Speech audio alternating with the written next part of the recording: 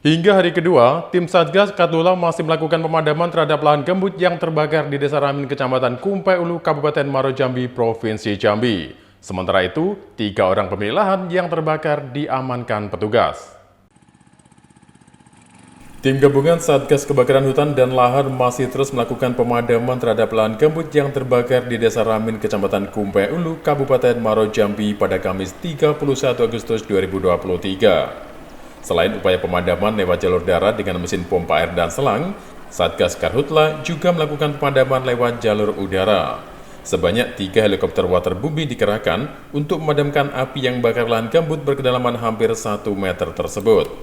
Komandan Satgas Karhutla Provinsi Jambi, Brigjen TNI Supriyono mengatakan, untuk memutus api di daerah gambut pihaknya membuat sekat kanal. Tujuannya untuk membasahi area lahan gambut yang terbakar dan dengan begitu diharapkan kebakaran tersebut dapat diantisipasi serta tidak semakin meluas.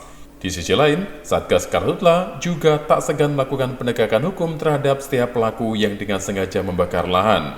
Bahkan terkait kebakaran lahan gambut tersebut, Satgas Karhutla saat ini telah mengamankan 3 orang pemilik lahan yang terbakar.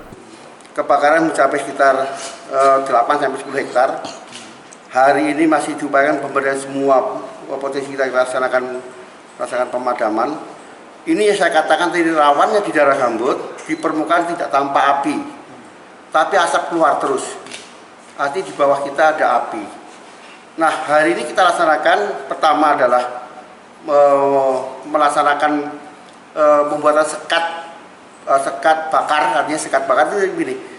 Kita nyekat, kita kelilingi 2 sekat, kemudian kita basahi secara maksimal supaya api tidak menjalar di bawah. Sekat kanal sekarang sudah dibuat baik oleh PT Enpil maupun PT BS kerjasama dengan PT WKS dan BPBD setempat. Sekarang kita mengerahkan beberapa alat berat untuk membuat sekat bakar atau sekat untuk memutus area kebakaran. Kemudian kita juga mengerahkan waterbombing. Hari ini kita ada 3 waterbombing kita kerahkan untuk mengguyur dari atas supaya meresap ke bawah. Kemudian yang berikutnya kita juga sudah mengalirkan air dari kebetulan dekat kanal hari ini. Kita mengalirkan air itu masuk ke areal melalui pompa. Kemudian kita berharap pompa ini bisa memberikan asupan air yang bisa mematikan air di dalam gambut. Itu upaya maksimal yang kita lakukan untuk masalah Ramin tentunya, supaya tidak terulang di tempat lain.